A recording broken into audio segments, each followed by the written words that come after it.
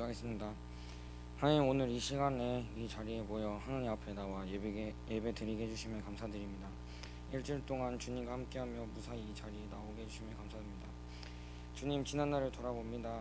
주님의 음성을 듣고도 무시하며 제 뜻대로 행했던 죄라는 것을 알면서도 주님의 뜻이 아님을 알면서도 그것을 선택했던 모습을 주님 용서해 주세요. 육신의 정욕과 탐심을 따르지 않고 모두 십자가에 못 박아 제거할 수 있게 해주시고 오직 주님의 뜻에 따라 살아갈 수 있도록 도와주세요. 말씀 전하시는 김대진 목사님께 성령님 함께 하셔서 지치지 않는 체력과 능력 주시고 힘 주세요. 또한 함께 사역하시는 고혜진 목사님과 손지선 사모님께도 지치지 않는 체력과 능력 힘 주시고 세 분 모두의 건강 또한 지켜주세요.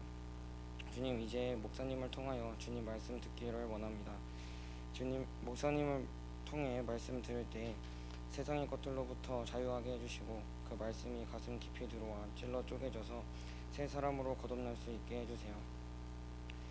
하나님, 말씀 들을 때 이 말씀을 가슴에 새기어 일주일을 살아가며 행하는 삶을 살기 원합니다. 주님 함께하여 주세요. 감사합니다. 사랑하시는 예수님의 이름으로 기도드립니다. 아멘.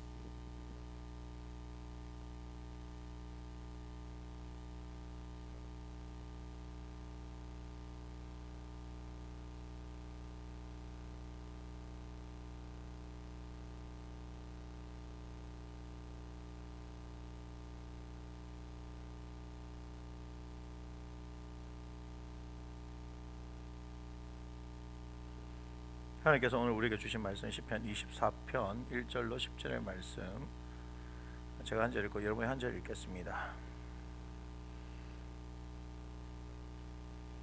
시편 24편 1절입니다. 땅과 거기에 충만한 것과 세계 그 가운데 사는 자들은 다 여호와의 것이로다.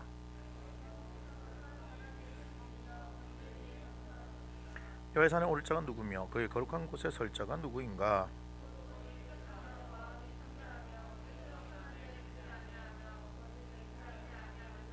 그는 여호와께 복을 받고 구원의 하나님께 의를 얻으리니 문들아 너희 머리를 들지어다. 영원한 문들아 들릴지어다. 영광의 왕이 들어가시리로다.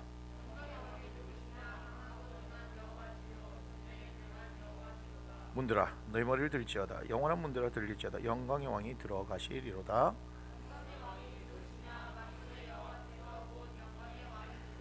아멘. 오늘 말씀의 제목을 보겠습니다. 시작. 여호와의 산에 오릅시다. 여호와의 산에 오르자. 그 산이 어디일까요? 그 산이 어디예요? 여호와의 산이 어디요? 여호와의 산이 어디요? 여호와의 산이 어디? 여호와의 산은 우리 마음속에 있는 거죠. 그냥 웃자고 하는 얘기예요. 하지만 틀린 얘기는 아닙니다. 누가 보면 하나님 나라가 어디 있느냐, 여기 있다 저기 있다, 눈에 보이게 임하는 것이 아니고 하나님의 나라는 너희 안에 있느니라 이렇게 말씀하셨는데, 결국 하나님 나라는 성령의 통치 가운데 있는 나라가 하나님의 나라 아니겠습니까? 여호와의 산에 오르자라는 것은 물론 구약을 통하여서 볼 때 신의 산이 하나님의 산이다 라고 얘기할 수도 있지만, 그것이 아니라 여호와의 산은 하나님의 성전, 하나님의 임재를 의미하는 것입니다. 하나님의 임재가 있는 그곳에 우리가 나아가서 예배하는 자로 세워지자 하는 의미겠죠. 하나님께서는 끊임없이 우리를 부르고 계십니다. 그리고 우리를 뭐하기를 원하신다? 예배자로 세우기를 원하신다. 1절과 2절의 말씀을 보면 이렇게 말씀하시죠. 땅과 그에 충만한 것과 세계와 그 가운데 사는 자들은 다 여호와의 것이로다. 여호와께서 그 터를 바다 위에 세우시며 강들 위에 건설하셨도다. 하나님께서 이 모든 것을 창조하셨습니다. 그렇게 얘기하는 거죠. 우리도 또한 눈앞에 보여지는 모든 것들도 다 하나님의 것입니다 라고 선포하는 것입니다. 하나님께서 일을 하셨습니다. 우리 하나님은 이런 놀라운 일들을 하셨습니다. 나를 누가 만드셨습니까? 하나님께서 만드셨습니다. 우리 눈앞에 보이는 산과 들과 바다 누가 만드셨습니까? 하나님께서 만드셨습니다. 그런데 이 하나님 앞에 뭐하자 얘기하는 거예요. 3절에 보니까 여호와의 산에 오를 자 누구며 그의 거룩한 곳에 설 자가 누구인가? 이 하나님 앞에 설 사람이 누구냐 이 말이에요. 이런 일을 행하신 하나님, 우리가 믿는 하나님, 이런 하나님입니다. 창조의 역사를 찬양하는 거예요. 다윗은 이런 놀라운 일들을 행하신 하나님을 찬양하는 건데, 그런데 이런 하나님 앞에 설 사람이 누구냐? 뭘 얘기하는 거예요? 예배자가 누가 될 수 있느냐 하는 얘기를 하는 겁니다. 여러분, 예배자의 조건에 대해서 생각해 보셨습니까? 과연 여러분들은 예배자입니까? 여러 가지로 우리가 많이 얘기할 수 있지만 오늘 시편 24편을 통하여서 예배자의 조건에 대해서 우리가 한번 살펴보려고 합니다. 첫 번째, 뭘령입니까? 4절을 보니까 손이 깨끗해야 한다. 4절, 곧 손이 깨끗하며 이렇게 얘기합니다. 여호와의 산에 올 자 누구며 그의 거룩한 곳에 설 자가 누구인가? 곧 이렇게 하면서 손이 깨끗하며 이렇게 얘기하죠. 손이 깨끗하다는 말이 무엇을 얘기할까? 신명기 23장 18절을 한번 찾아서 읽어보세요. 제일 빨리 찾는 사람 읽어봅시다. 신명기 23장 18절.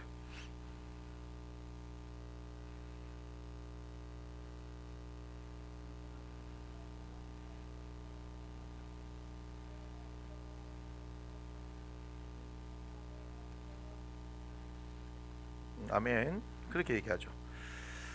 창기가 번 돈 뭐죠? 성매매입니다. 성매매. 다른 걸 사고 팔 수 있지만 성은 사고 파는 게 아닙니다. 맞습니까? 성에 대해서 성경은 계속해서 얘기하는 겁니다. 맞아요? 하나님 앞에 떠난 것도 뭐라고 얘기합니까? 음란한 죄를 범했다 이렇게 얘기하지 않습니까? 음란으로 얘기하고 있습니다. 그래서 음란은 몸은 무엇 때문에 있느냐? 우리가 고린도전서 6장을 한번 보겠습니다.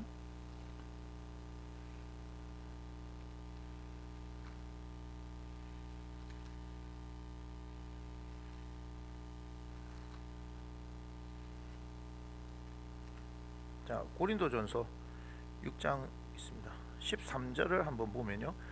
음식은 배를 위하여 있고 배는 음식을 위하여 있으나 하나님은 이것저것을 다 피하시라. 그 다음에 몸은 음란을 위하여 있지 않고 오직 주를 위하여 있으면 주는 몸을 위하여 계시느니라 이렇게 얘기하죠. 그죠? 몸은 뭘 위해서 있지 않다고요? 음란을 위해 있지 않고 오직 주를 위하여 있는 것이다. 우리의 몸은 주를 위해서 있는 겁니다. 15절, 너희 몸이 그리스도의 지체인 줄 알지 못하냐? 내가 그리스도의 지체를 가지고 창녀의 지체를 만들겠느냐? 결국 그럴 수 없느냐. 16절, 충격받아야 된다 얘기했죠. 창녀 합하는 자는 그와 한 몸인 줄 알지 못하냐. 이랬을 때 둘이 한 육체가 된다라고 했습니다. 둘이 한 육체가 된다는 것은 어디에 나옵니까? 창세기 2장, 아담과 하와 둘이 한 몸이 되어진 것을 얘기하는 거예요. 그러면 합법적인 관계 안에서 둘이 한 육체가 되어진 것은 괜찮은 겁니다. 이해가 됩니까? 그래서 결혼이란 제도는 하나님께서 만드신 아름다운 제도입니다. 그런데 성매매를 통해서 한 것은 어떻게 되는 거예요? 둘이 한 몸이 되어지는데 중요한 건 뭐죠? 제가 이 부분에서도 설명을 잠깐 했지만 영과 영의 결합이에요. 우리가 볼 때는 몸의 결합인 줄 알았는데 맞습니까? 영과 영의 결합이에요. 성적인 관계는 영과 영의 관계다 이 말이에요. 그러면 보세요. 세상에서 어떻게 살았는지 알지 못하잖아요. 이 사람이. 정말 미안한 얘기지만 내가 성적인 관계를 맺은 이 사람이 내가 남자라고 치면 이 여자가 아무 남자 하나거나 막 잠자를 한 거예요. 그러면 내가 그하고 결합하는 순간 어떤 일이 일어나는 줄 아십니까? 여기에 있는 영적인 것이 나의 영과 다 결합하는 거예요. 충격받아야 되는데 그냥 원나잇이 아니라고요. 원나잇을 하는 사람들이 성적이 굉장히 문란하죠. 성적으로 굉장히 문란하죠. 그러니까 그 온갖 영적인 것들을 다 가지고 있는 거예요, 여러분. 이런 얘기하면은 이 세상 무식한 것처럼 얘기하잖아요. 아닙니다. 그래서 주와 합하는 자는 한 영이라 얘기했어요. 우리는 결혼이라는 합법적인 제도를 통해서 둘이 하나가 되어져야 하고 또한 우리는 주의 영과 하나가 되어야 하는 겁니다. 몸은 음란을 위해서 있지 않습니다. 그래서 창기가 번 돈, 결국은 성매매를 통해서 번 돈은 아무리 선한 것이라도 하나님 전에 합당하지 않습니다. 여러분, 교회 안에서 뭐예요? 큰 교회가 될수록 사람들이 많이 모이니까 온갖 이합 집산이 일어나는 거예요. 이권을 따라서 사람들이 모이는 경우가 있습니다. 그 안에 예수가 없어요. 그러니까 생명의 역사가 없는 거죠. 그들이 뭐 하는 거예요? 인맥을 형성하고 사업을 위해서 모이는 겁니다. 예수의 이름을 빙자해서. 그렇게 해서 벌은 소득을 교회에다가 어떻게 해요? 내가 11조다. 뭐 감사헌금이다. 이게 드리잖아요. 그럼 하나님께서 받으시겠습니까? 교회에서는 뭐 모르잖아요.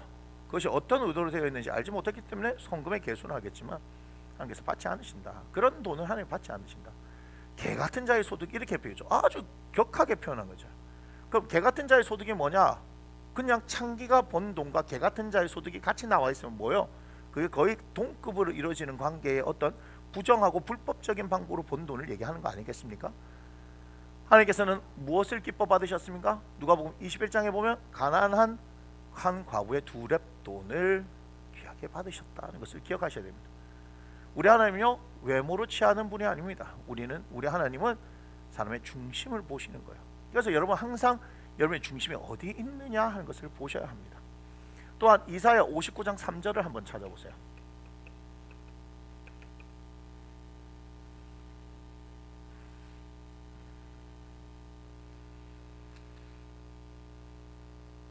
자, 읽어봅시다.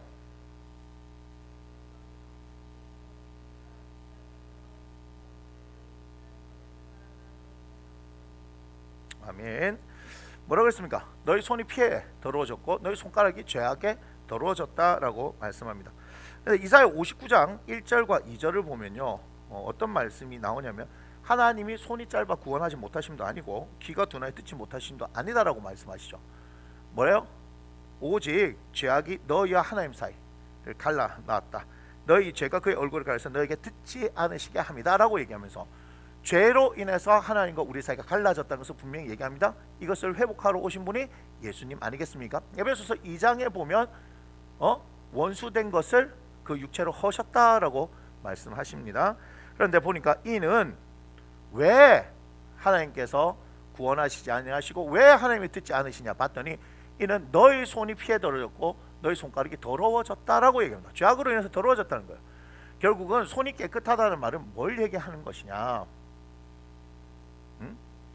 죄를 짓지 않는다는 거예요. 죄를 짓지 않는 것이 손이 깨끗한 거예요. 그러니까 하나님의 손에 하나님의 산에 오르는 사람, 하나님 앞에 예배한 자는 죄를 짓지 않는 사람인 거예요. 손이 깨끗한 사람이어야 하는 거예요. 정직한 사람을 얘기하는 거죠. 두 번째, 하나님의 산에 오르는 사람은요, 뭐죠? 마음이 청결하다. 마태복음 5장 8절의 말씀을 한번 읽어보세요.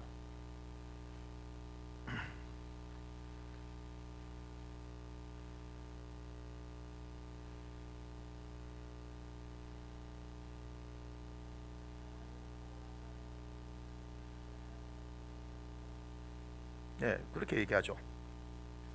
마음이 청결한 자 하나님 본다. 마태복음 5장은 산상순이 있습니다. 우리가 팔복이라고 얘기하는데 다섯 번째가 마음이 청결한 자가 하나님 본다. 당연히 해야 하는 거 아닙니까? 하나님 산에 오르는데 하나님 앞에 예배하는 자로 섰는데 그가 어떻게 해야 돼요? 마음이 청결해야 돼요. 그거는 뭐 다른 얘기 할 필요 없습니다. 그의 마음이 깨끗해야 된다는 얘기죠. 그 깨끗하다는 말은 무슨 말입니까? 두 마음을 품지 않는 걸 얘기하지 않습니까? 결국은 두 마음이 문제가 되는 거 아니겠습니까? 오직 어떻게 해요? 내가 하나님만 섬기겠다. 여호수아가 마지막에 했던 얘기 있잖아요. 이스라엘 공동체를 통해서 나와 내 집은 오직 여호와만 섬기겠다라고 하는 그 결단이 있는 사람들 아니겠습니까? 세 번째가 뭐냐면요, 여러분 세 번째와 네 번째가 연결이 되어지는데 세 번째와 네 번째가 얘기인데 이렇게 얘기합니다. 뜻을 허탄한데 두지 않는다 이렇게 얘기하고요. 그 다음에 거짓 맹세를 하지 않는다. 영어 성경마다 조금씩 다르게 표현하고 있는데 제가 가지고 있는 영어 성경은요 이렇게 나와 있습니다. Does not trust in an idol 이렇게 얘기합니다. 그리고 swear by a false God 이렇게 얘기하죠. 자, 문제가 되는 건 이거죠. 아이돌이죠. 아이돌이 뭐예요? 우상 아니에요? 우상.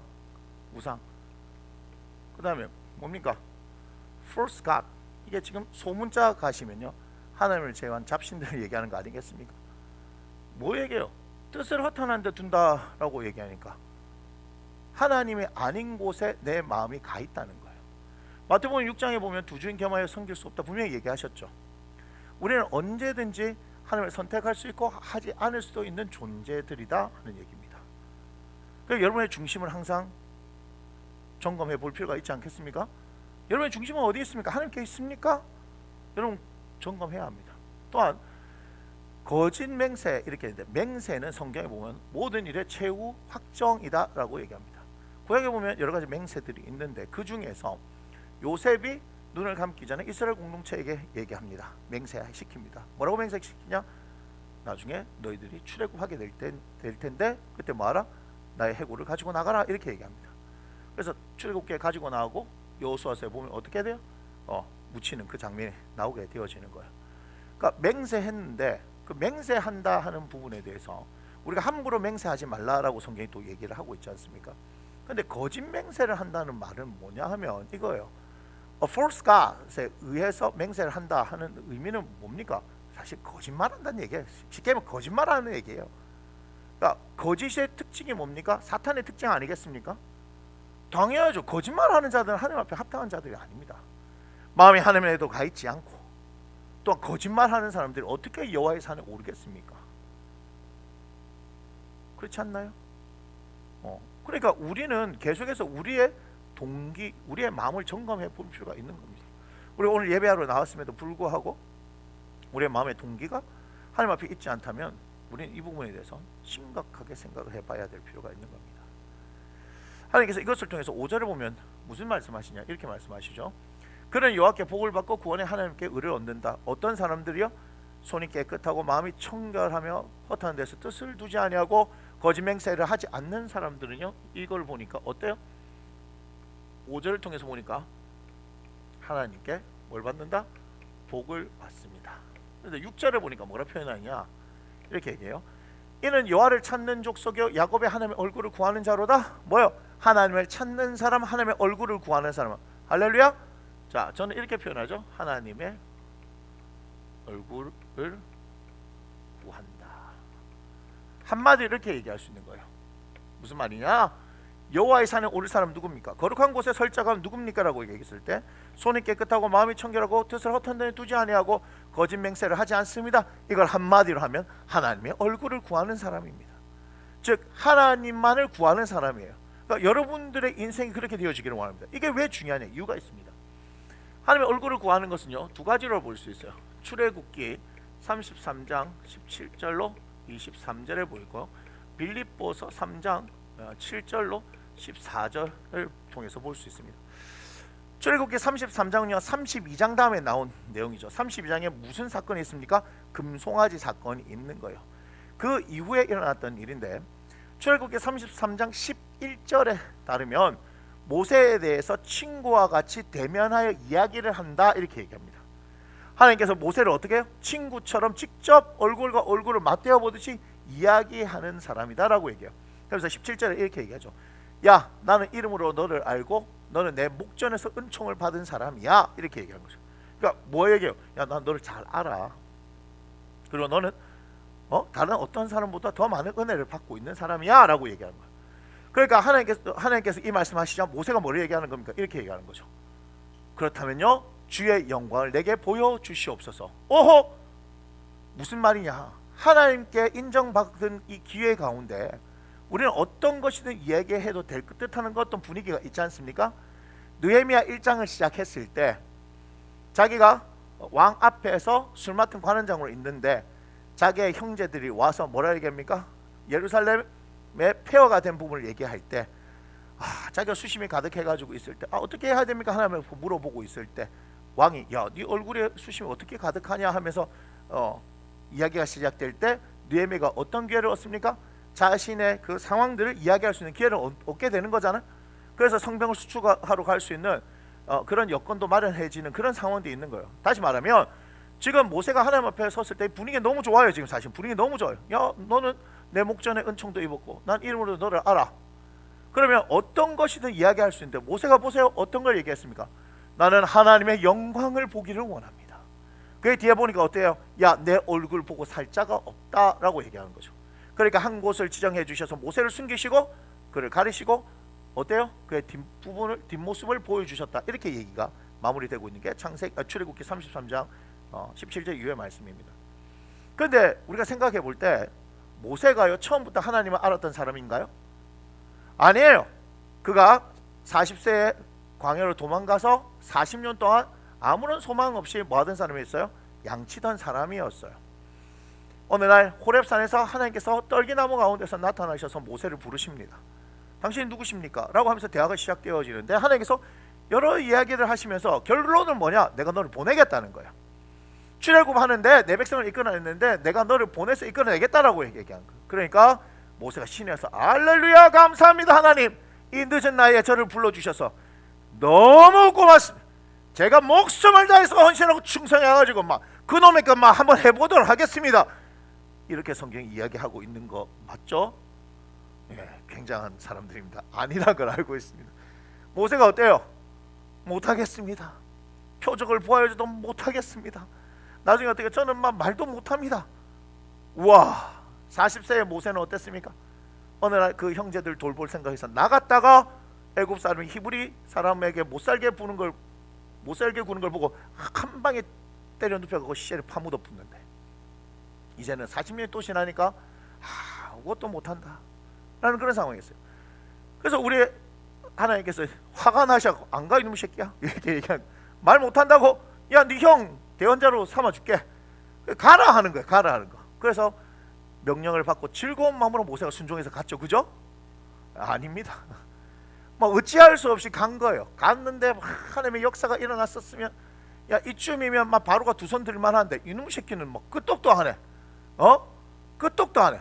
온갖 일이 일어나자요. 피가 막 날강이 변해가 피가 되고 막 개구리가 온데 다 일어나고 막 끔찍하지 않습니까?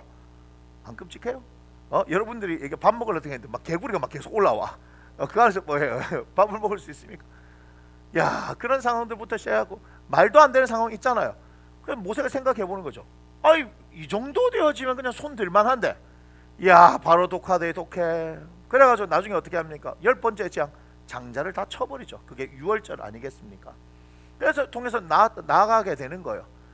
야, 근데 이제 어떻게 됩니까? 홍해 앞에 섰는데, 앞에는 홍해고 뒤에는 애굽의 군대가 오니까 꼼짝없이 죽게 되었는데, 그거 하나님이 계획하신 거 압니까? 그렇게 보냈다니까요, 하나님이. 그래갖고 모세 보고, 야, 손 내밀어 봐라, 지팡이 들고 한번 해봐라. 그럼 슉 갈라진다. 말도 안 되는 이런 일들을 경험하기 시작한 거예요. 그러면서 홍해를 지나고 마라의 쓴물을 먹고 난 뒤에 또 먹을 게 없어서 불평하는 그들에게 만나와 주시고 메추라기 주시고 르비딤에서 아말렉과 싸우고 막 여러 가지를 해서 시내산에 올라온 거예요. 맞습니까? 그런 상황들을 겪어가면서 모세가 어떻게 됐습니까? 그도 처음에는 하나님을 알았다 몰랐다? 몰랐다. 그런데 계속해서 하나님의 일을 하다 보니까 하나님을 점점점 아는 사람이 되어지다 보니까 이제는 그에게 뭐가 생긴 거예요? 나는 하나님의 영광을 보고 싶습니다 하는 소원이 생겼다 이 말이에요. 이게 중요하다 이 말이에요. 그래서 하나님을 알게 되어지면 점점점 더 그분을 알아가기를 원하는 것이 영적인 원리다 이 말입니다. 여러분들에게 질문합니다. 여러분들 하나님을 더 알기를 원하십니까? 여러분들 하나님을 더 알기를 원하신다면 여러분은 제대로 되어져 가고 있는 겁니다. 그런데 여러분들이 예수님을 믿는다 하면서도 더 하나님을 알기를 원하지 않는다라고 얘기한 것은 이것은 심각한 문제가 있다고 생각하면 정확합니다. 우리 빌립보서 3장 이후를 보면요, 우리 바울이 형님에 대해서 얘기합니다. 그죠? 바울의 형님, 이분이 어떻게 했습니까? 자신의 그 상황에서 예수님을 만나기 전에 얼마나 열심히 핍박했습니까? 자신에 대해서 이렇게 얘기합니다. 빌립보서 3장 5절 이후에 보니까 나는 8일 만에 할례를 받고 이스라엘 족속이고 베냐민 지파 히브리인 중에 히브리요 율법으로는 바리새인이요 열심으로 교회를 받게 하고 율법으로는 흠이 없는 자라 뭐요? 이력서를 딱 내밀면 은매 기주고 딱 이렇게 되는 거 아니에요, 그죠? 야, 내 밑으로 다 꿇어 이렇게 되는 거예요. 다 꿇어, 뭐 다 꿇을 수밖에 없지. 저는 한동안 이 말씀 가운데 충격을 받았습니다. 율법의 의로는 흠이 없다. 이게 사람인가 이 말. 율법 가지고 우리 맨날 배울 때 뭐요? 율법을 사람이 다 지켜 행할 수 없어 뭐 이렇게 얘기하죠. 그 율법을 범하니까 죄를 지었으니까 율법을 통해서 죄를 깨닫게 되니까 이건 죄구나. 그래서 우리 속죄를 해야 되고 뭐 이렇게 생각할 수 있는데 세상에 이런 인간을 만났어요. 율법의 의로는 흠이 없다. 이 사람이에요, 사람. 그러니까 사도 바울 만난 적 없지만 물론 우리 천국 가서 바울의 형님을 만나겠지만 지독하다, 그죠? 그러니까 이 정도 되니까 막 선교 뺑뺑이 돌리고 하는 겁니다. 제가 1차 선교 여행 때 충격받은 게 뭔지 아십니까? 이 형님 돌 맞았어요. 사람들이 죽은 줄 알고 버려두고 갔는데 시엘이 막 그 다음날 일나가고 또 복음적으로 댕깁니다. 와, 굉장한 형님입니다. 근데 이 형님이 뭐라 하는지 7절에 그러나 무엇이든지 내게 유익하던 것을 내가 그리스도를 위하여 다 해로 여길 뿐더러 또한 모든 것을 해로 여기면 내 주 그리스도 예수를 아는 지식이 가장 고상하기 때문이다. 그를 위하여 모든 것을 잃어버리고 배설물을 여기면 그리스도를 얻고 그 안에서 발견되려 함이니 이렇게 얘기합니다. 그래서 10절은 내가 그리스도와 그 부활의 권능과 그 고난에 참여함을 알고자 하여 그의 죽으심을 받아 봐요. 어떻게 해서든지, 이 말이 엄청 중요해요. 어떻게 해서든지. 당신은 누구를 알기로 원한다? 예수 그리스도를 알기로 원한다는 거예요. 어떻게 해서든지 죽은 자 가운데서 부활에 이르려 한다. 내가 이미 얻었다 함도 아니고 온전히 이뤘다 함도 아니라 오직 내가 그리스도 예수께 잡힌 바 된 그것을 잡으려고 달려가노라 이렇게 얘기했어요. 그런데 형제들아, 나는 아직 내가 잡은 줄로 여기지 아니한다 이 말이에요. 오직 한 일, 즉 뒤에 있는 것은 잊어버리고 앞에 있는 것을 잡으려고 표대를 향하여 그리스도 예수 안에서 하나님이 위에서 부르신 부름의 상을 위하여 달려간다 이 말이에요. 아직 멀었다 이 말이에요. 지금 빌립보서는 옥중서신이고요, 그죠? 그의 마지막 생애를 향해서 나아가고 있는 그 상황인데 더 그에게는 있어서 삶의 목적이 분명해지고 있다. 하늘에서 부르신 부름의 상을 위하여 달려간다. 자신의 인생은 그것을 위해서 달려가는 거예요. 우리가 고린도후서를 보면 당신에 대해 설명하는 부분이 있잖아요, 그죠? 14년 전에 한 사람을 내가 아는데 이렇게 하면서 자신의 얘기를 그렇게 얘기합니다. 낙원에 갔다 온 그 사람의 얘기를 하잖아요. 말할 수 없는 일을 경험했다, 뭐 이런 얘기를 하지 않습니까? 뭔 얘기예요? 쉽게 말하면 천국을 갔다 왔다 이 얘기 아니겠습니까? 천국을 보고 왔다는 얘기잖아요.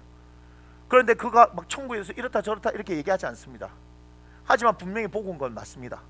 그러니까 이 세상에서 딱 가만히 보니까 이 세상이 뭐요? 이 세상이 아무것도 아니라는 걸 자기가 아는 거예요. 우리에게 필요한 거는요, 예수를 더 아는 게 필요합니다. 예수를 더 깊이 알고 더 경험하는 게 필요합니다. 그렇게 되어질 때 세상의 것이 아무것도 아니다. 이게 왜 중요한지 아십니까? 우리는 예수 그리스도가 없으면 세상의 것이 모든 것인지 다 모든 것인 줄 알고 그것이 모든 가치인 줄 알고 거기에 우리의 인생을 어떻게 하는 거예요? 묶어버리게 되는 겁니다. 우리는 어딘가에 묶여지게 되는 존재입니다. 아십니까? 우리의 영은요, 하나님으로부터 받았기 때문에 우리의 영은 어딘가에 소속이 돼야 하는 거예요. 그래서 어디로 소속돼요? 그리스도께 소속되느냐, 그렇지 못하느냐 이렇게 되는 거예요. 그러니까 죄의 정욕이 지배하느냐, 그리스도의 영이 지배하느냐, 그 둘 중에 하나밖에 없어요. 나머지는 없단 말이에요.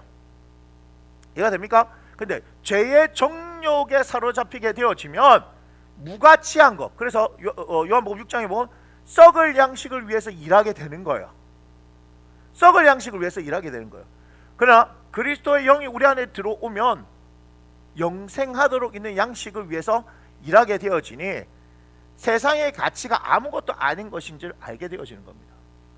여러분, 당신들이 예수 그리스도를 믿는다 하면서도 여전히 학교가 중요하고 여전히 돈이 중요하고 여전히 뭔가 비교가 되어지는 어떤 것들에 나를 힘들게 한다면 여러분들은 예수의 가치가 없는 사람들입니다. 여러분들에게 열등의식이 있을 필요가 있습니까? 여러분들이 비교의식이 필요할 필요가 있습니까? 우리는요, 예수 그리스도를 말미암아서 내가 하나님의 자녀라는 것을 알고 우리는 자존감이 높은 사람입니다. 자존감이 높은 사람이지 열등감이 높은 사람들이 되어서는 안 되는 거예요. 왜 자꾸 비교를 합니까? 나는 납니다. 나는 나예요. 이 세상에 나는 하나밖에 없다고요. 그 전에도 없고 이후에도 없습니다. 나는 납니다. 지금 이 시대를 살아가는 데 있어서 하나님은 나라는 이 한 사람만을 만드셨다는 거예요. 말라기에서 보면 하나님은 영이 유여하실지라도 오직 한 사람을 만드시지 아니하느냐 얘기하십니다. 이 세상에는 나 한 사람밖에 없는 거예요. 그 전에도 없었고 이후에도 없습니다. 닮았다 하는데 뭘 닮았단 말이에요? 뭘 어디까지 닮았는데? 기억하셔야 돼요. 이 세상에 우리 한 사람밖에, 나는 나 한 사람밖에 없는 겁니다. 여러분 얼마나 소중하고 귀중한 존재인지를 여러분 알지 못하면요, 예수님을 믿으면서도 여전히 불행한 겁니다. 자꾸 이거 뭐 갖고 비교하고 뭐 이거 갖고 비교하고 이거 갖고 비교하고 뭔지 알죠? 몰라요? 설명해야 돼요? 이거 하고 비교해야 되고 뭐 이렇게 비교해야 되고 이렇게 키가 작니 정리 뭐 몸이 어떻게 뭐 저기 뭐야 뭐 몸매가 이쁘니 졌더니 뭐 그게 뭐 중요해요. 영혼이 아름다워야 되는 거 아니에요? 영혼이 아름다운 사람을 저는 만나고 싶습니다. 그리스도의 영으로 충만해서 그 영이 아름다운 사람을 만나기를 원하는 거예요. 여러분, 그런데 예수를 믿는 사람들이 뭐 하는 줄 아세요? 그 예수의 가치로 든든히 세워져야 되는데 전부 세상 가치 가지고 이 예수 믿는 사람들도 뭐 하는 거예요? 요게 중요한 거예요. 요게 중요한 거예요. 뭐 요게 중요한 거예요. 뭐 무시라고. 그게 뭐라고요? 죽으면 썩어질 몸인데.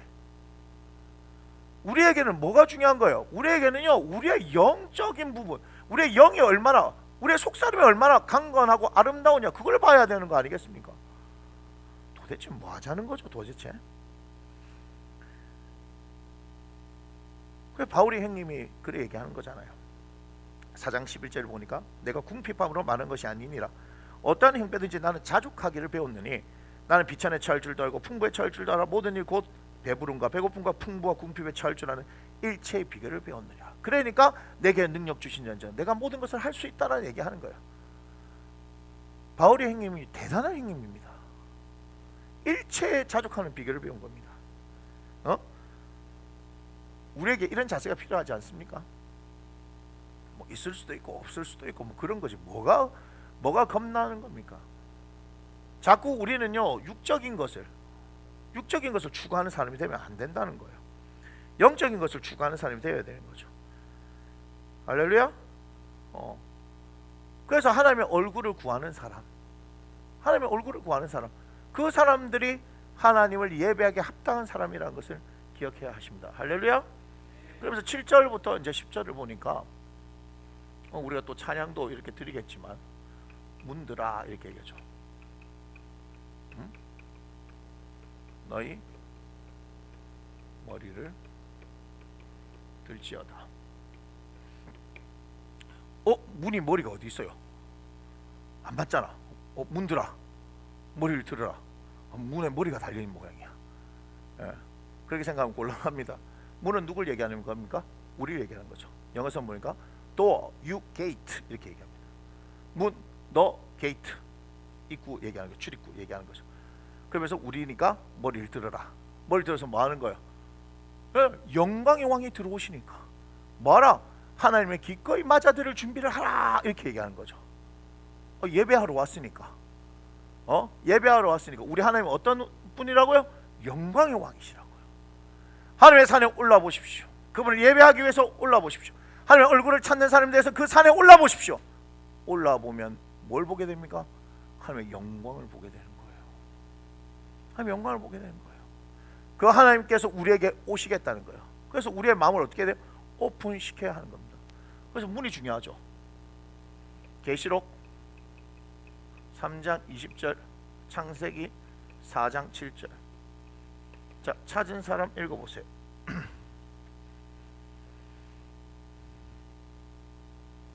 계시록 3장 20절입니다.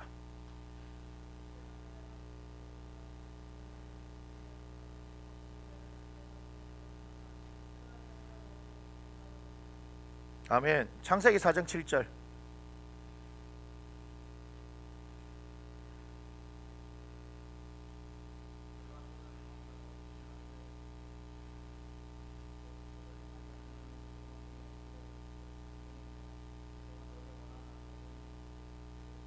아멘. 자, 계시록 3장 20절은 뭐죠? 볼지어다 내가 문 밖에 서서 두드린다. 예수님은 문 밖에 서서 두드리고 계시는 거예요. 그럴 때 문을 누가 열어주는 거예요? 내가 여는 거예요. 맞습니까? 여기 중요한 게 있습니다. 예수님을 맞아들이냐 맞아들이지 않느냐도 누가 하는 거예요? 내 의지로 하는 거예요. 내가 열어야지만 그분이 들어오시는 거지 주님께서 밀고 들어오시지 않는다 이 말이에요. 또한 창세기 4장 7절은 아담의 큰아들 가인이 작은 아들 아벨을 때려 죽이기 직전에 있었던 일입니다. 가인과 아벨이 제사를 드렸는데 동생 거는 받아주고 자기 건 안 받아주고 지금 나쁜 생각을 하고 있는데 하나님께서 아시고 뭐랍니까? 야, 안 돼. 그러면 안 돼. 이렇게 얘기하시는 거예요. 그러면서 뭐랍니까? 선을 행하지 아니하면 죄가 문 앞에 엎드려 있다. 죄가 너를 원하지만 너는 죄를 다스린다 이렇게 얘기하죠. 다스리라 이렇게 얘기하죠. 무슨 말이냐? 죄도 결국 어떻게 하는 거예요? 우리가 문을 열어줄 때 들어오는 거예요. 맞습니까? 중요한 겁니다. 계시록 3장 20절은 결국은 새 사람입니다. 예수 그리스도를 말미암아서 새롭게 된 새 사람이고, 창세기 4장 7절은 옛 사람이죠. 왜 이렇게 얘기할 수 있습니까? 옛 사람은 죄의 정욕에 의해서 지배를 당하지 않습니까? 그 육신이. 그런데 새 사람은 어때요? 성령 그리스도의 영의 지배를 따라 살아가는 사람입니다. 이 사람에게는 뭐가 나타납니까? 성령의 열매가 나타납니다. 이런 사람에게 뭐가 나타납니까? 사망의 열매가 나타납니다. 자, 그런데 이것은 어떻게 하는 거예요? 우리가 어떻게 하는 겁니까? 문을 열어드릴지 말지 뭐 하는 거예요? 선택하는 것이고, 이것은 무슨 영역입니까? 자유의지의 영역이다. 하나님께서 유일하게 사람만 자유의지를 가지게 만드셨습니다. 맞습니까? 나머지는 전부 다 본능에 의해서 움직이는 겁니다. 자유의지가 신의 성품인 거 아십니까? 자유의지가 우리의 형상을 따라 사람을 만들자라고 얘기했는데 뭘 얘기합니까? 흙으로 만들어 놓고 요 꼬라지를 가지고 우리의 형상이라고 하는 게 아니에요. 뭐예요? 우리 안에 생명이 되게 하신, 바람을 그거에 생기를 불어넣어서 생명이 되게 하셨다. 그래서 어떻게 하는 겁니까? 우리는 기꺼이 우리가 자발적으로 주님을 따를 수도 있고 주님을 거부할 수도 있습니다. 맞습니까? 우리의 옛사람은 어떤 사람이었어요? 하나님을 거부하던 사람 아닙니까? 왜 그래요? 죄의 정욕을 따르던 사람들이니까. 그럼 그 열매는 사망의 열매밖에 없습니다. 그래서 아무리 내가 거룩한 척을 한다고 해서 되는 게 아닙니다. 마태복음 7장에도 보면 거짓 선지자들의 얘기를 하면서 그들의 열매로 그들을 알라라고 말씀하십니다. 결국은 영적인 일들은요, 열매가 나타난다는 것을 여러분이 지혜로 아시기 바랍니다. 이해가 되십니까? 영적인 일들은 반드시 열매가 나타나게 되어 있습니다. 그래서 그 열매로 판단하는 거예요. 그래서 우리 교회가 건강한 교회냐 건강하지 않은 교회냐는 것은 결국 성령의 열매가 나타나느냐 사망의 열매가 나타나느냐 보면 아는 거예요. 사망의 열매가 간단하잖아요. 성령의 열매 9가지 할 때 사랑과 하면 여기는 뭐요? 미움과, 그죠? 희락과. 그럼 뭐예요? 여기는 막 슬프고 우울하고, 그렇지 않습니까? 화평인데 어떻게 이거 뭐 분란이 일어나고, 오래 참는데 막 참지를 못하고, 뭐 쭉 해서 절제다 하는데 막 절제 못하는 거 뭐예요? 방탕하고 뭐 이런 거 아니겠습니까? 아주 쉽잖아요. 사망의 열매가 뭡니까? 보기는 너무 간단한 게 아니에요. 성령의 열매가 생명의 열매라면 사망의 열매는 그게 반대되는 개념을 생각하면 딱 쉽지 않습니까? 성경이 쉽다고요. 어려운 게 아니고요. 성경이 캐논 아닙니까? 기준이에요, 기준. 그 얘와 얘와 어떻게 해요? 대비되는 거예요. 대비되는 거예요. 확실하게 대비되는 거예요. 맞나요? 근데 우리 공동체 안에 사랑이 흘러가지 않아요. 막 다툼이 있어요. 이거는 뭐예요? 우리가 문제가 있다는 것을 진단할 수 있는 아주 좋은 것입니다. 이해가 됩니까? 그래서는 안 되겠지만 너무 마음이 아픈 게 교회가 뭐요? 의견 차이로 갈라지죠. 벌써 그런 조짐 보일 때는요, 죄송하지만 담임 목사 책임이에요. 담임 목사 그걸 딱 알고요, 그 분열의 영을 떠나보는데 최선을 다해야 하는 겁니다. 그 담임 목사가 하는 게 아니죠. 기도하면서 말씀을 통해서 우리가 어떻게 해요? 그리스도의 생명의 영의 역사들이 일어나도록 그런 분위기들을 일으켜야 되는 겁니다. 오직 그분 앞에 기도하고 매달려야 하는 겁니다. 생명의 역사가 일어나게 해달라고. 이해가 되십니까? 그러니까 여러분의 삶의 개인적인 삶을 여러분을 쳐다보면서 여러분들에게 있어서 반드시 열매가 드러납니다. 이해가 되세요? 한번 봐봐요. 아주 간단한 겁니다. 내가 밤새 스마트폰으로 게임을 했어. 새벽에 한 4시에 잤어. 학교를 가는데 일주일 했어. 한 달을 했어. 자, 3개월 했어. 6개월 했어. 그럼 그 다음부터는 생활이 무너집니까? 안 무너집니까? 당연한 거예요. 이해가요? 당연한 겁니다. 당연한 거. 이해가 되세요? 그런 식으로 현실에서 나타난다 이 말이에요. 어렵게 생각할 필요 없어요. 뭐가 사명의 열매입니까? 뭐가 성령의 열매입니까? 뭐가 생명의 열매입니까? 간단하다고요. 나타나는 거. 예수 믿는다 하는데 뭐 하는 거요? 표독스럽게 말하고 막 째려보고 레이저나 쏘고 맞죠? 게으르고 방탕하고 무절자한테 난 예수 믿어요. 나 성령으로 충만해요. 안타까운 게 막 기도한다는 사람들 중에 보면요, 막 기도하는 게 벼슬인 줄 알고 그다음 뭐야? 기도하지 않는 사람을 막 영적으로 이게 알로 보는 거 벌써 교만해져. 그건 성령의 역사 아닙니다. 아주 간단합니다. 저는 그런 사람을 많이 봐서 합니다.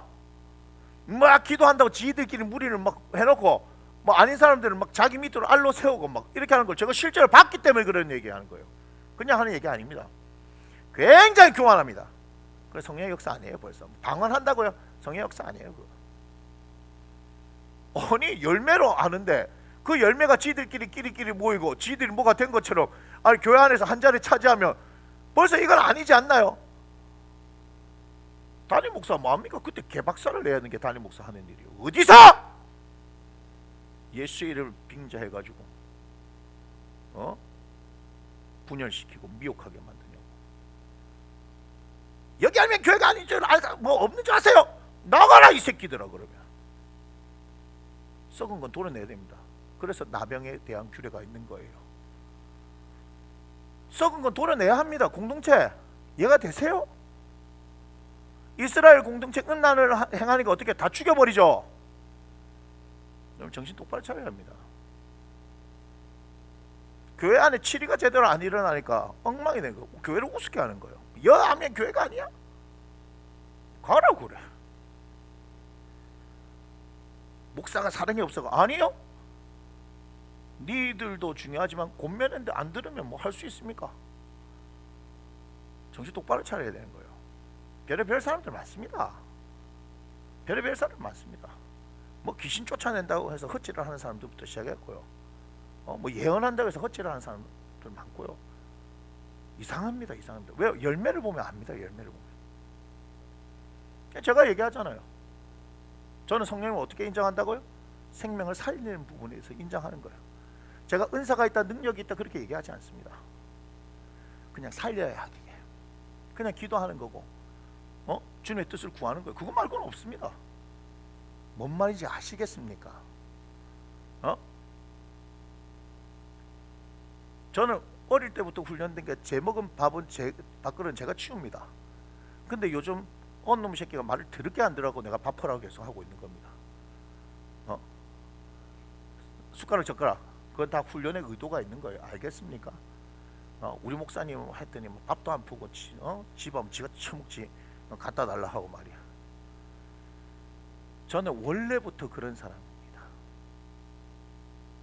응? 제가 얘기했잖아요. 학교 다닐 때 제가 어떻게 했는지 몇 가지 얘기해요? 초등학교 6학년 때 내 짝이 우악 하고 오바이트를 했어요. 진짜요. 같이 앉았잖아. 옛날에 책상 한 개가 아니고 같이 이렇게 앉잖아. 우악 했는데 뜨뜻한 기운과 함께 냄새가 확 올라와요. 저 비위가 굉장히 약한 사람입니다. 제가 왜 의대를 못 갔는 줄 알아요? 비위가 약해갖고 뭐 TV 드라마나 해서 뭐 칼에 찔리면 막 내가 찔리는 것 같아고 못 보고 막 그랬어요. 진짜. 손재주도 없고 손재주도 없고 뭐 외과 의사는 뭐 이렇게 이것더라도 해야 되는데 진짜 손재주도 없고 막 그랬는데 야 초등학교 6학년 딱 놀리기 좋잖아요. 그죠? 막 토하고 하면 으악 하면 막 다 도망가는데 저도 오바이트 쏠릴 것 같은데 제가 어떻게 했겠습니까? 다 치웠습니다. 제가 다 치웠어요. 중학교 때도 했고 고등학교 때도 했던 일 그 일입니다. 뭔 말인지 아시겠어요? 뭐 먹고 채서 올리는 아들, 그 교실바닥에 올리는 아들이 많더라고.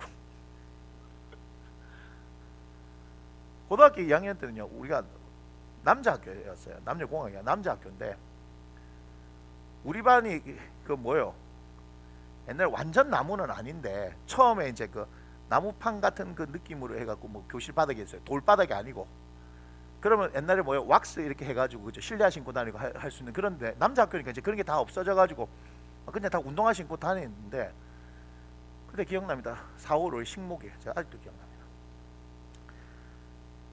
우리 반이 다 나와가지고 그거를 사포질 다 해가지고 그 다음에 어떻게 니스 칠하고 그 위에 이제 왁스 칠하고 해서 교실을 바꾸자 그랬는데 우리 반이 50명이었는데요. 제가 알기로는 3명인가 나왔습니다. 저 우리 반 반장하고 한 명은 내가 지금 생각이 안 나는데. 근데 공부하러 왔던 다른 반 반장이 와서 뭐하냐 해서 재밌겠다 해서 같이 문제를 아침부터 저녁까지요. 그거요. 4명이서 다 문질렀어요. 교실을. 그거 싹 다 하고 딱 다 해버렸어요. 와 몸살 나겠더라고 진짜. 그 다음날 딱 왔는데 무슨 일이 벌어진 거 우리 반에 막 그러니까 실내 안 싣고 다 죽여버리겠다 내가. 험악해집니다. 하루 종일 일하고 있는데 그래도 절반은 나왔으면 금방 될 일을 제가 그때는 분노하면서 실내 내일부터 안 준비하면 다 죽여버리겠다. 오늘 다 맨발로 다니려고 막.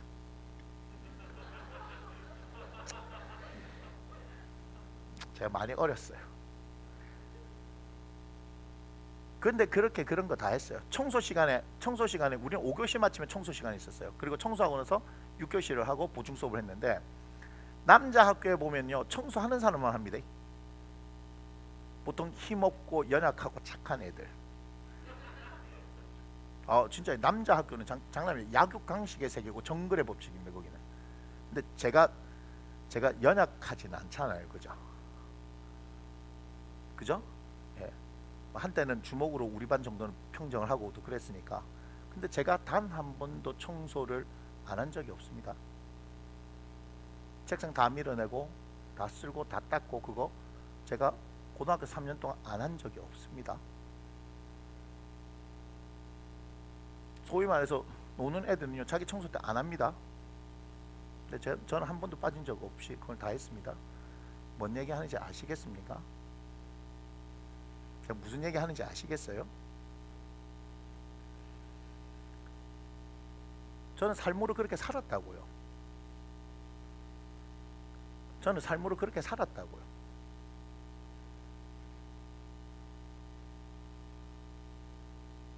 다른 거 가지고 뭐라고 얘기할 수가 없을 거예요.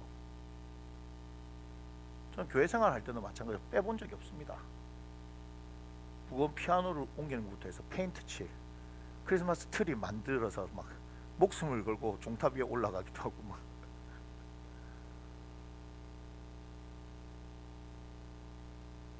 그럼 우리 어떻게 살아야 할까요? 답이 나와 있는 거 아니겠습니까? 성령이 이끄신 대로 살면 열매가 맺어진다 이 말이에요. 제 말은.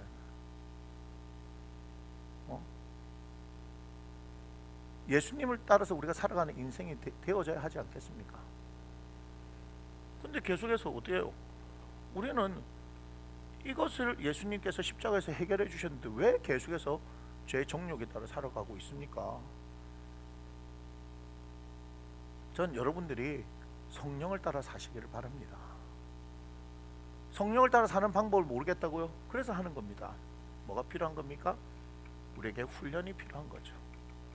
훈련은 우리에게 고난이라는 방법으로 오는 겁니다. 그러나 이것은 우리에게 유익하다라고 성경은 말하고 있습니다. 훈련의 대표적인 게 뭐였어요? 광야 생활이었습니다. 맞습니까? 광야 생활의 핵심이 뭐죠? 핵심? 순종이에요. 자, 광야는 뭡니까? 제가 얘기합니다. 출애굽했었을 때 종으로 살던 그들의 뭘 하는 겁니까? 죄의 습성, 습관, 씻어내기다. 하나님의 말씀에 순종하는 것, 이게 뭡니까? 하나님의 자녀로 사는 법을 이제 다시 배우는 거 아니겠습니까? 그 전에 습관인 대로 사는 것이 아니라 이제는 하나님의 자녀대로 사는데 그 지침이 하나님의 말씀으로 주어져 있다는 거예요. 그러니까 그 말씀 따라 살다 보면 나도 모르게 어떻게 바뀌는 거 아닙니까? 우리가 군인이 되는 과정이 뭐예요? 병들은 5주 훈련합니다. 부사관 되는 것은 20주를 하죠. 장교는 육군사관학교는 4년이나 합니다. 짧게도 몇 개월을 하잖아요, 그죠? 4년제 대학을 졸업한 사람에 한해서 학사 장교가 그렇습니다. 근데 학군단은 2년 동안 하잖아요, 그죠? 뭐 등등등 뭐 여러 가지가 있습니다. 달라요. 훈련이 다릅니다. 어떤 경지로 가느냐에 따라서 훈련이 달라요. 육군사관학교는 당연히 4년 동안 그죠? 그 훈련을 받은 사람들이니까 그에 맞는 능력을 갖춘 사람들 아니겠습니까? 그럼 육사 출신들에게 요구하는 것과 그냥 우리는 일반 병 출신들에게 요구하는 것은 분명히 다 다를 거라 이 말이에요. 맡기는 책임도 다를 것이고, 그죠? 그러니까 대우도 그들 받는 대우도 다를 거 아니겠습니까? 마찬가지예요. 우리의 훈련이 무엇이냐 이거예요. 우리의 훈련이 무엇이냐. 하나님 자녀에 맞게끔 훈련을 받게 되어진다면 하나님께서 우리에게는 가나안을 주십니다. 하나님께서는 바로 가나안을 주시지 않았던 이유가 있습니다. 그죠? 그 상태로 가면요, 가나안에 들어가면요, 그냥 어서 오십시오, 여기가 당신들의 자리입니다, 그렇게 하지 않죠. 가나안은 뭐가 필요한 자리입니까? 싸움을 해야 되는 자리입니다. 그런데 그 싸움의 핵심은 뭐죠? 하나님을 절대적으로 신뢰하는 것입니다. 앞서서 하나님께서 행하시기 때문에. 여리고 이스라엘 백성들이 싸워서 무너뜨렸습니까? 아닙니다. 여리고 무너졌는데 그들은 하나님의 말씀에 순종해서 무너진 걸 봤습니다. 이와 같이 가나안 땅에서 뭐가 필요하다? 절대적으로 하나님의 말씀에 순종하는 것이 필요하다는 것을 가르쳐 주는 겁니다. 그런데 그 훈련이 갑자기 가면 되는 겁니까? 광야에서 훈련했기 때문에 그게 가능한 겁니다. 그 광야에서 훈련을 받지 못했던 20세 이상의 남자는 여호수아 갈렙 외에는 다 죽여버리시는 겁니다. 그래서 우리의 옛 습관을 벗어버리는 훈련이 필요한 겁니다. 그런데 이것을 교회에서 가르치지 않습니다. 뭐 새신자반, 뭐 헌신자반, 뭐 등등등 기타 등등등 훈련들을 막 하고 있지만 결국 이것의 핵심은 뭔지 아십니까? 고난이 핵심이어야 하는 거예요. 여러분들이 예수님을 제대로 믿고 있다 그러면 반드시 고난이 옵니다. 왜 그러냐? 시편 119편 71절에 고난 당하는 것이 내게 유익이라 이를 통해 내가 주의 윤례를 배우겠다 했다 얘기합니다. 그리고 오늘 말씀을 읽었는데 베드로전서 한번 보세요. 와, 전 너무 말씀이 좋아요. 베드로전서 4장 1절 2절 읽으면서 너무 감동이 돼가지고 베드로전서 4장 1절 2절 뭐라 하냐? 그리스도께서 이미 육체의 고난을 받으셨으니 너희도 같은 마음으로 갑옷을 삼으라. 오, 갑옷을 삼으래 이게. 그런데 이는 육체의 고난을 받은 자는 죄를 그쳤음이니. 할렐루야. 죄 문제 때문에 우리가 그렇게 힘들어하는 거 아닙니까? 근데 육체의 고난을 받는 자는 죄를 그쳤다라고 해요. 그래서 그 후로는 다시 사람의 정욕을 정욕 이놈 새끼가 문제였는데 그죠? 정욕을 따르지 않고 하나님의 뜻을 따라 육체의 남은 때를 살게 하려 합니다. 할렐루야. 할렐루야. 정욕이 아니라 아까 옛사람 정욕이 아니라 하나님의 뜻 그리스도의 영 성령을 따라 행하는 삶. 우리가 육신에 이제는 있어요. 예수 그리스도를 믿었지만 아직까지 우리의 육신의 삶을 살아요. 그죠? 이 육신의 삶은 하나님의 때를 따라 살게 하기 위해서 있는 거다. 그래서 갈라디아서 2장 20절 내가 그리스도와 함께 십자가에 못 박혔나니 이제는 내가 사는 것이 아니라 내 안에 그리스도께서 사시는 것이라. 이제 내가 육체 가운데 사는 것은 하면서 얘기하는 거잖아요. 바뀌었다 이 말이에요. 하드웨어는 똑같은데 안에 있는 소프트웨어가 바뀌어버렸다 이 말이에요. 할렐루야. 죄의 정욕이었는데 예수 그리스도의 십자가의 사건을 통해서 죄의 정욕이 물러나고 우리의 육신은 어떻게 해요? 우리 안에 있는 영이 이끄는 대로 움직여가니까 그리스도 영이 들어와서 그 영이 움직이는 대로 그 통치 아래서 살아간다. 할렐루야. 바뀌어버린 거예요. 고난이 너무 좋은 거예요. 육체의 고난을 통해서 죄를 그쳤다라고 표현하는 거죠. 우와. 고난이 좋은 겁니까? 안 좋은 겁니까? 좋은 거예요. 그래서 제가 뭐랬어요? 고난의 크기가 클수록 더 좋다. 하나님께서 나를 더 아름답게 사용하시겠구나. 나의 삶을 통해 하나님의 영광을 드러내겠구나. 편안한 것이 육체를 편안하게 하는 것은요 우리에게 영적으로 하나도 도움이 되지 않습니다. 불편해야 합니다. 힘들어야 합니다. 맞습니까? 안 맞습니까? 그래서 내가 얘기했죠. 우리가 같이 함께 사는데 어떻게 해요?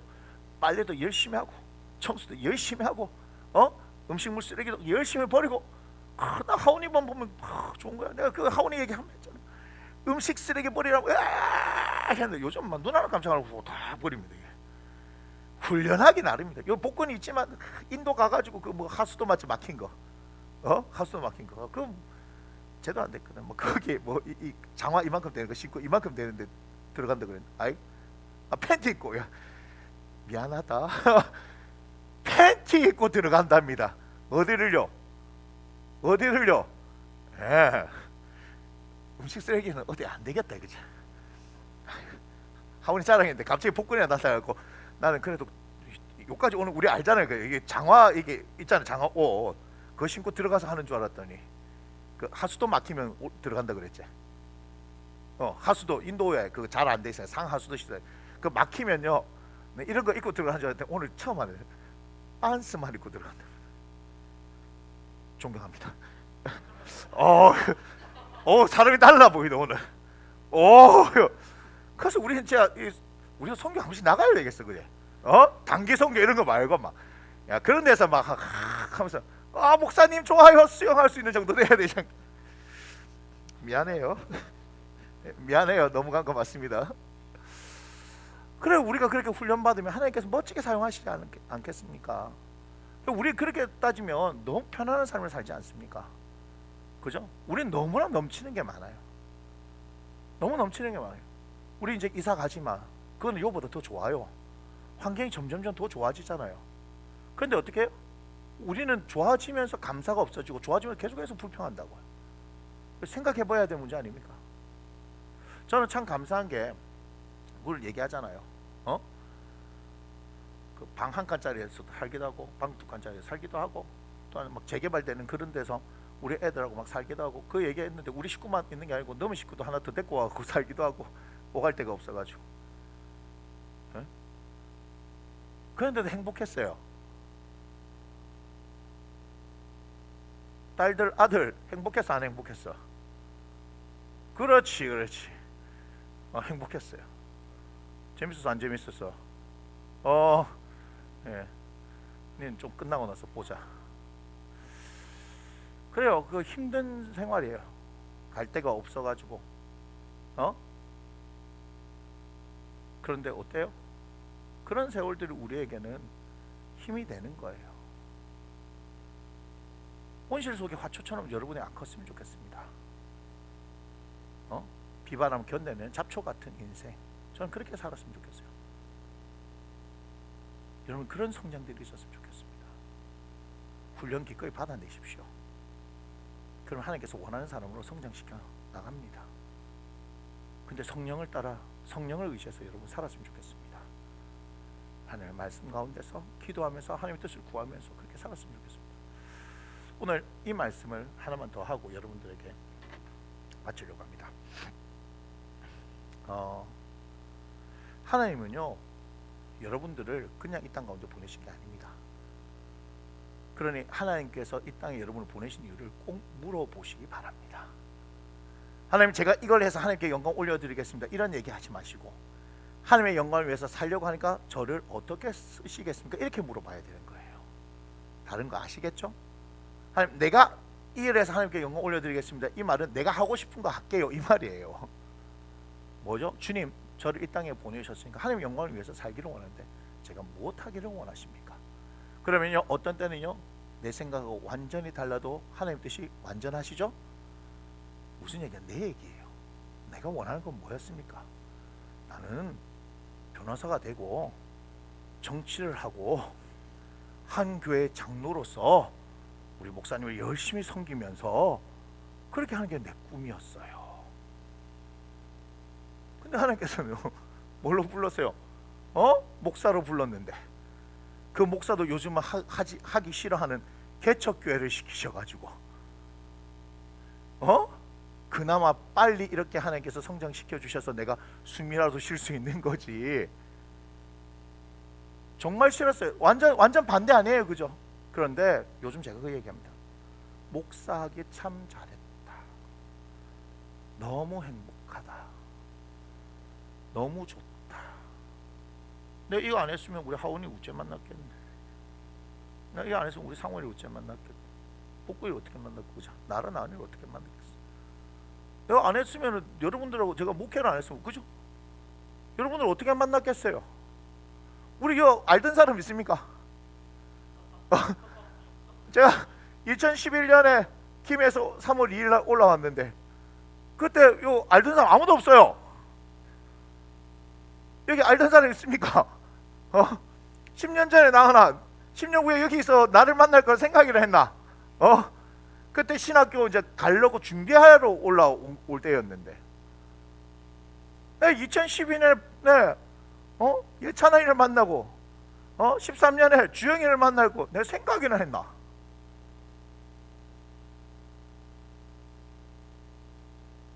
(14년에) 상원이를 봤나? 15년에 봤나? 15년에 봤는 겁니다.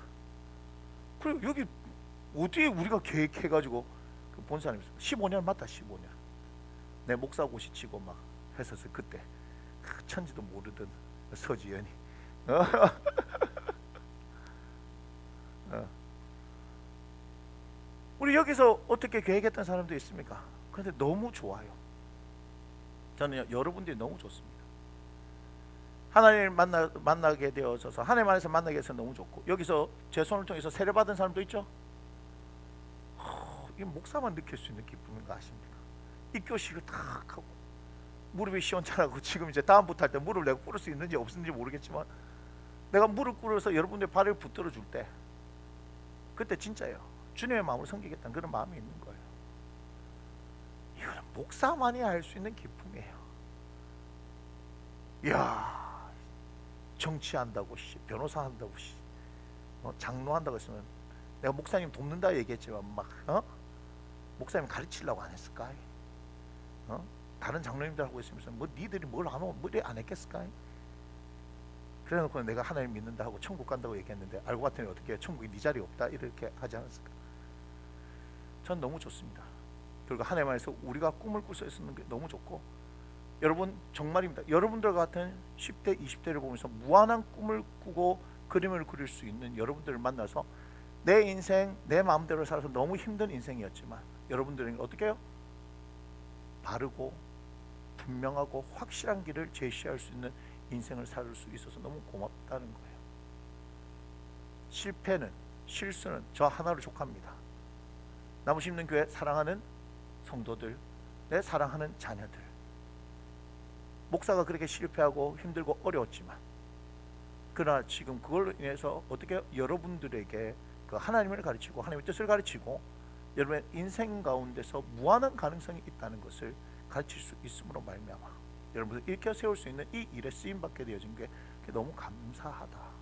그래서 그때는 너무 힘들었다. 사실은 그 기간을 20년을 넘는 세월을 그 고통스러운 가운데서 있었던 것이 너무 힘들었는데 이제는 보니까 어떻게 해요? 다 하나님 뜻이 있다. 그런데 그때는 너무 힘들어 사실. 그때는 너무 힘든데 이제는 어떻게 해요? 힘들고 아파하는 여러분들을 어떻게 이해할 수 있고 나와 같은 실수를 범하게 하지 않게 할 수 있고 또한 어떻게 해요? 괜찮다. 할 수 있다. 해보자. 시대가 어떻게 말하든 그 시대가 말하는 대로 살았으면 나는 어때요? 이 세상의 패배자가 되는 거야. 근데 지금 하나님의 부르심을 받아서 어떻게 하는 거예요? 하나님의 거룩한 꿈을 꾸고 하나님께서 사용하실 여러분들을 가르치면서 또한 마음껏 사랑하고 섬길 수 있는 이 공동체를 만나고 그것을 세우고 하나님께서 이 코로나 가운데서도 우리에게 놀라운 은혜를 베풀어 주시는 일을 보니까 너무 감사하지 않냐. 여러분 하나님만 선택하십시오. 그분으로 충만하십시오. 그리고 그분을 인해서 여러분 행복한 인생, 잘된 인생, 복된 인생 경험하기를 주 예수 이름으로 축원합니다. 아멘. 우리 함께 일어나서 찬양 드리겠습니다.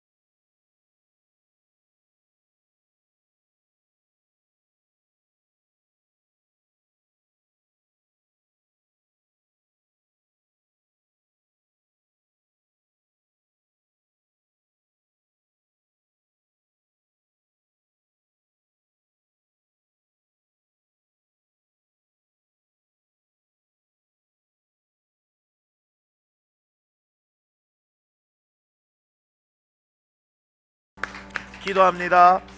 고맙습니다. 우리를 너무나 사랑하여 주셔서 당신의 자녀를 삼으신, 그리고 하나님의 산에 올라 거룩한 자로 하나님의 예배자로 삼아주신 하나님, 주님, 우리의 마음을 문을 열어 오직 우리 주 예수 그리스도만을 받아들이기를 원합니다.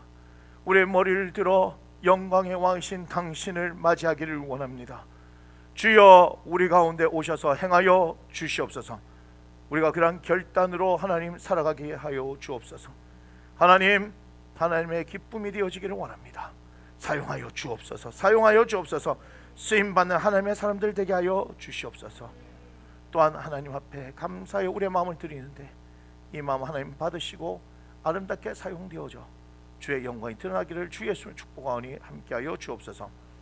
이제는 우리의 길과 진리와 생명 되신 우리 주 예수 그리스도의 은혜와 우리의 아버지 되셔서 기꺼이 우리의 예배를 받으시기를 원하시는 지극히 크신 하나님 아버지의 사랑하심과 우리를 성전 삼으시고 세상 끝날까지 그와 같이 우리를 내버려 두지 아니하시며 보혜사로서 우리 안에 내주하시는 성령이 내주하심, 감화, 감동, 교통, 역사하심이 온전히 하나님의 얼굴을 구하며 하나님의 예배자로 살아가기를 원하는, 기꺼이 마음의 문을 열고 우리 주 예수 그리스도를 모시며 그분의 뜻대로 살아가며 영광의 왕이신 하나님을 열렬히 맞이하고 환영하는, 그래서 이 땅 가운데 주님께 아름답게 쓰임받기를 원하는 사랑하는 나무 심는 교회 다음 세대 리더들 위해 그들의 계획과 학업과 진로와 그들의 관계와 장래 위에 이제부터 영원토록 함께 하시기를 주 예수 이름으로 간절히 축원하옵나이다.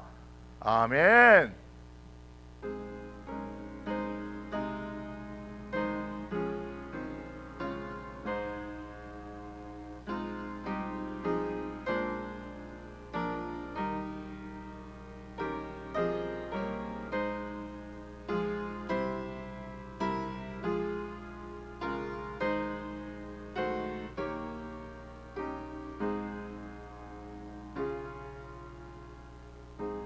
우리 함께 고백합니다.